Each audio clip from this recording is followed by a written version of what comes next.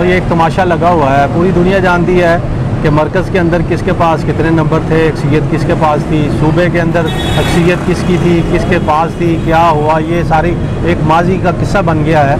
जिसने जो गलत फ़ैसले किए अब उनको सुधारने की तरफ लोग जा रहे हैं। और मैं ये समझता हूँ कि अब भी आज जो इंतखाबात हो रहे हैं बड़े वाज़े हैं, साफ लफ्ज़ों में अगर मैं ये कहूँ तो परवेज़ लाई के पास 188 मेंबर हैं और जीतने के लिए जो है 186 वोटों की ज़रूरत होती है। 2 वोट उनके पास ज़्यादा हैं, तो है वो परवेज़ लाई के साथ है। अगर ये किसी तरह टैक्टिस करते हैं, जिस तरह आज मुझे सुनने में आ रहा है कि जो डिप्टी स्पीकर जो हैं उनके ज़रिए ये बात करने जा रहे हैं कि जी काफ लीग के जो 7 बंदे हैं उनके वोट डालने पर पाबंदी लगा दी जाए, उनको रोक लिया जाए। आवाम का सिर्फ इतना ही काम होता है वोट देना। उसके बाद ये जो मुंतखब लोग होते हैं वो हर बार वो भी और इक़्तिदार में आने वाले भी और अपोजिशन के जो रहनुमा भी होते हैं वो भी 22 करोड़ आवाम के नाम पे अपनी दुकानदारी चलाते हैं, इसलिए आवाम का उसमें कोई ताल्लुक नहीं है। अस्सलाम वालेकुम नाज़रीन, मैं हूँ जहांगीर आज़ाद, आप देख रहे हैं हमारा यूट्यूब चैनल। नाज़रीन, इस वक्त पूरा पंजाब जो है और पूरा पंजाब और ख़ास तौर पे पूरा पाकिस्तान जो है इस वक्त उसकी नज़रें जो हैं पंजाब में होने वाले CM के जो इलेक्शंस हैं उनके ऊपर है। नाज़रीन, CM का इलेक्शन तो एक तरफ, लेकिन सोचने की बात यह है कि हमारे जो सियासतदान हैं आखिर उनको क्यों समझ नहीं आती कि उनको जिन अवानों में भेजा जाता है उसका मकसद ये होता है कि वहाँ पे आवाम की तकदीर के फ़ैसले किए जाएँ, तरक्की और डेवलपमेंट की बात हो। लेकिन नाज़रीन ऐसा हो नहीं रहा, बल्कि इसके बरक्स जो है आए दिन जो है ऐवान के अंदर जो है लड़ाई झगड़े होते हैं, दस्तंदाजी होती है और बेहुदा किस्म की ये अल्फाज जो हैं एक दूसरे के ऊपर कसे जाते हैं। और नाज़रीन यूँ ये जो चीज़ें हैं ये बाहर आती हैं और हमारा जो इमेज है ना सिर्फ मुल्क के अंदर बल्कि पूरी दुनिया में ख़राब होता है। नाज़रीन, इसके अलावा जो है हम इस वक्त करंट अकाउंट डेफिसिट, उसके अलावा जो बजट खसारा है, इस तरह की बहुत सारी बीमारियों के अंदर मुब्तला है। श्रीलंका जैसा मुल्क जो डिफ़ॉल्ट कर चुका, पूरी दुनिया में पाकिस्तान का नाम लिया जा रहा है कि दूसरा मुल्क कौन सा हो सकता है। लेकिन नाज़रीन, सारी चीज़ों को हमारे सियासतदान जो हैं उन्होंने पसे पुश्त डाला हुआ है और उन्होंने अपनी ही धींगा मुश्ती जो है वो शुरू की हुई है। नाज़रीन, होना ये चाहिए था कि जब एक पार्टी जीत जाती तो बड़े बहुत ही बाअदब तरीके से पावर जो है वो हैंड ओवर कर देनी चाहिए, लेकिन ऐसा नहीं, एक दूसरे की टांगें खींची जा रही हैं। नाज़रीन, मज़ीद जो है हमारे साथ बहुत सीनियर जर्नलिस्ट जो हैं अरशद यासीन साहब इस वक्त मौजूद हैं, उनसे भी हम जो है इंसाइट लेंगे कि ये हो क्या रहा है, क्या मतलब आज ठीक है वज़ीर आला जो है उसका इंतखाब हो जाएगा, लेकिन ज़्यादा चांसेस ये लग रहे हैं कि ये जो है एक दफ़ा फिर से जो है मामला जो है धींगा मुश्ती की तरफ बढ़ रहा है। अस्सलाम वालेकुम जनाब अरशद यासीन साहब, क्या हाल चाल है? माशाल्लाह। अब बताएं सर, हमारी जो ये कौम है उसको बताएं कि क्या होने जा रहा है? होने क्या जा रहा है जी, ये जमहूरियत का हुसन, लोग कहते हैं कि जो जमहूरियत का हुसन है, लेकिन आज नहीं बल्कि जब से अदम एतमाद हुआ है वफाकी हुकूमत के ख़िलाफ़ और यहाँ पर पंजाब असम्बली में, और ये एक तमाशा लगा हुआ है। पूरी दुनिया जानती है कि मरकज़ के अंदर किसके पास कितने नंबर थे, अक्सरियत किसके पास थी, सूबे के अंदर अक्सरियत किसकी थी, किसके पास थी, क्या हुआ, ये सारी एक माजी का किस्सा बन गया है। जिसने जो गलत फ़ैसले किए अब उनको सुधारने की तरफ लोग जा रहे हैं। और मैं ये समझता हूँ कि अब भी आज जो इंतखाबात हो रहे हैं बड़े वाज़े हैं, साफ लफ्ज़ों में अगर मैं ये कहूँ तो परवेज़ लाई के पास 188 मेंबर हैं और जीतने के लिए जो है 186 वोटों की ज़रूरत होती है। 2 वोट उनके पास ज़्यादा हैं। इसके बावजूद अगर एक वो तुर्की में चला गया है उसको भी आप अगर निकाल दें, आज जो डिप्टी स्पीकर साहब ने सदारत करनी है वो भी क्योंकि उनका मेंबर है, लेकिन वो सदारत करेंगे, इसलिए मैं 186 कह रहा हूँ, वरना तो 187 उनके पास मौजूद है।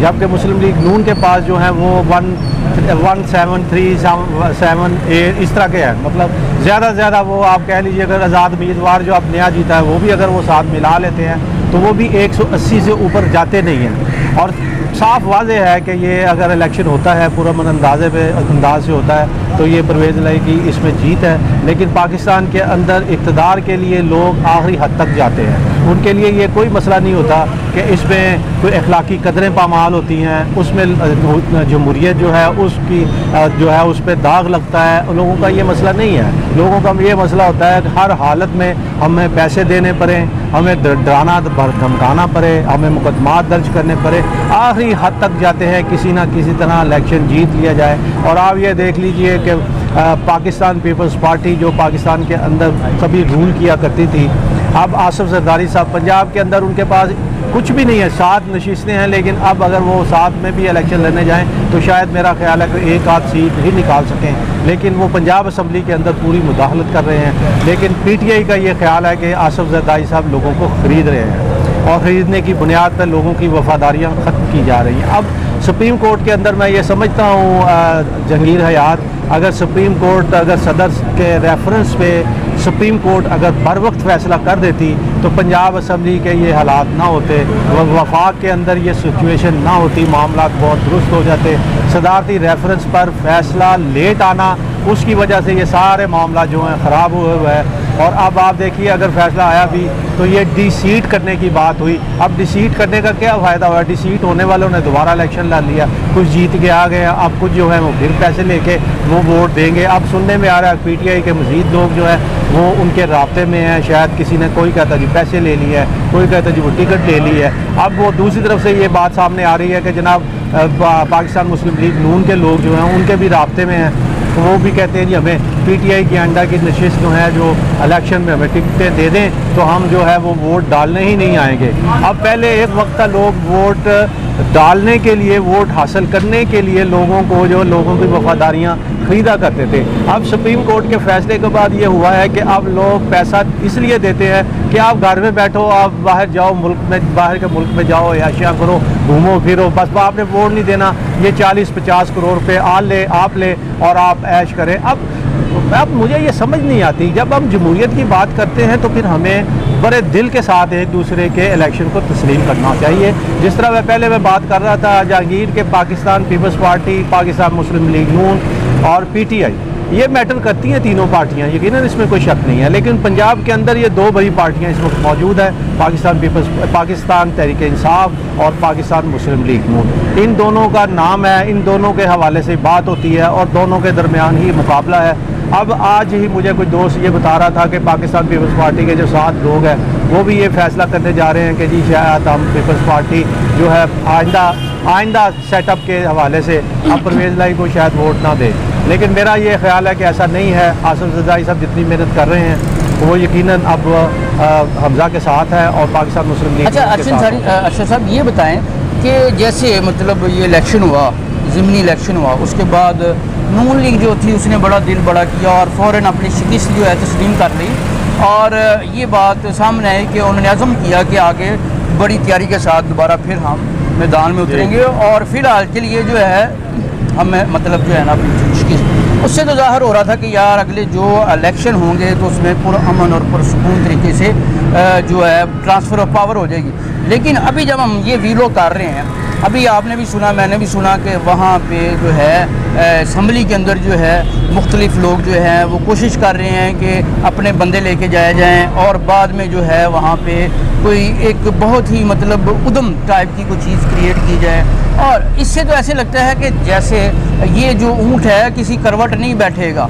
तो क्या अवाम जो है वो या हमारा मुल्क जो है इस चीज़ का मुतहम्मल है कि हम इस तरह का जो है दींगा मुश्ती करते रहें और हम इस तरह की गैर ज़रूरी चीज़ों के अंदर मुब्तला रहें? देखिए जहांगीर, बात यह है कि आवाम का इससे कोई ताल्लुक़ नहीं है। आवाम का सिर्फ इतना ही काम होता है वोट देना।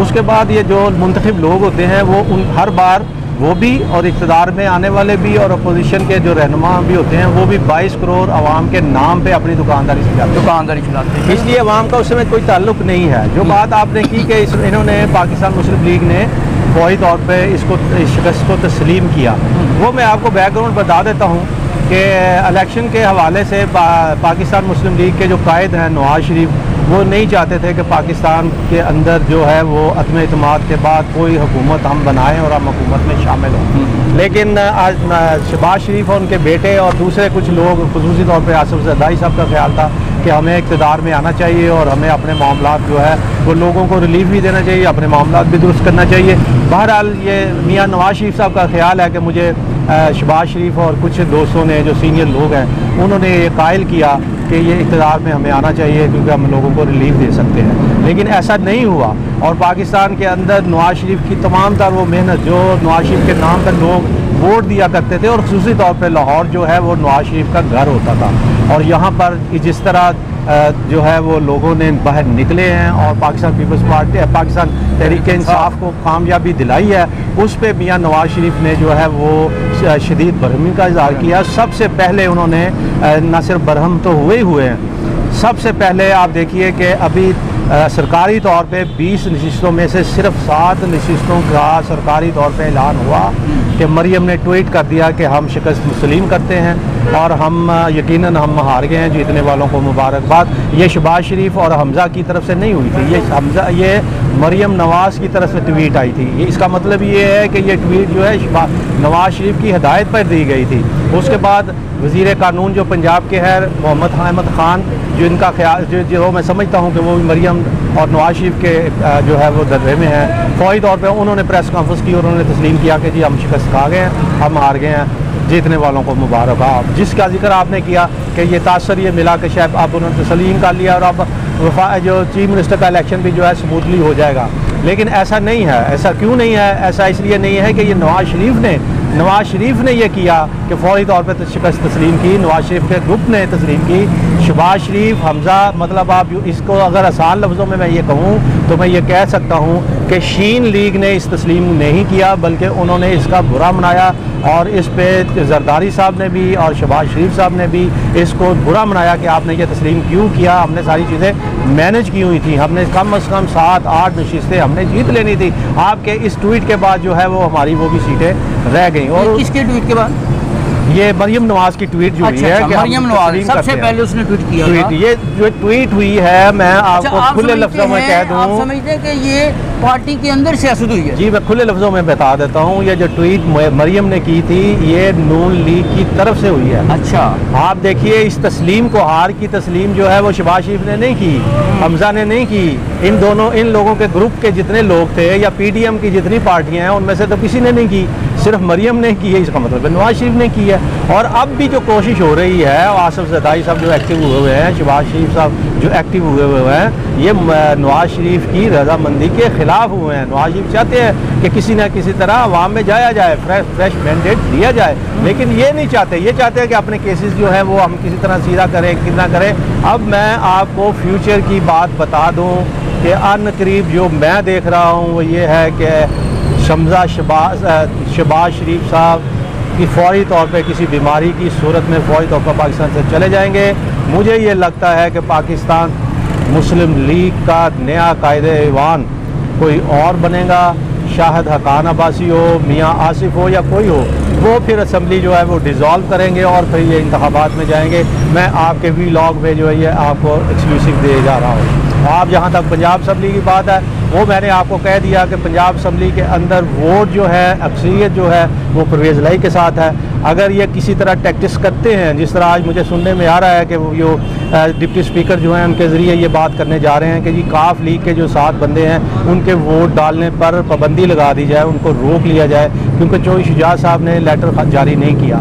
इसके बावजूद चौधरी शुजात साहब ने अनाउंस भी किया, कल प्रेस कॉन्फ्रेंस उन्होंने जो जरदारी साहब को भी जवाब दे दिया, यही कहा है कि जी हम परवेज़ लाई की हमायत करते हैं। इसलिए ये जो मैं समझता हूँ कि उनको रोकना भी जो है वो गलत है, गैर आईनी है, लेकिन वो एक टैक्टिस के तौर पे ऐसा कर सकते हैं। लेकिन फिर भी आज नहीं, कल नहीं, ये 5-7 दिनों के अंदर अंदर इसको फैसले को होना है और पाकिस्तान के पंजाब के अंदर वज़ीर आला वही होगा जिसके पास अक्सरियत है, और अक्सरियत मेरी नज़र में इस वक्त परवेज़ लाई के साथ है। परवेज़ लाई PTI, ये नाज़रीन देखें, परवेज़ लाई के साथ PTI के साथ अक्सरियत है और उनको गवर्नमेंट बनाने की जो इजाज़त है वो दी जानी चाहिए। नाज़रीन ऐसा लगता है कि नून लीग को महसूस हो रहा है कि उनके बहुत सारे मामला है वो बिखरे पड़े हैं, और जब यहाँ पे अपना परवेज़ लाई या PTI कोलेशन जो उनका वज़ीर आला आ जाता है तो उसके बाद जो है इनको टफ़ टाइम मिलेगा। तो नाज़रीन अगर ऐसी सूरत हाल तो नून लीग को चाहिए कि उसका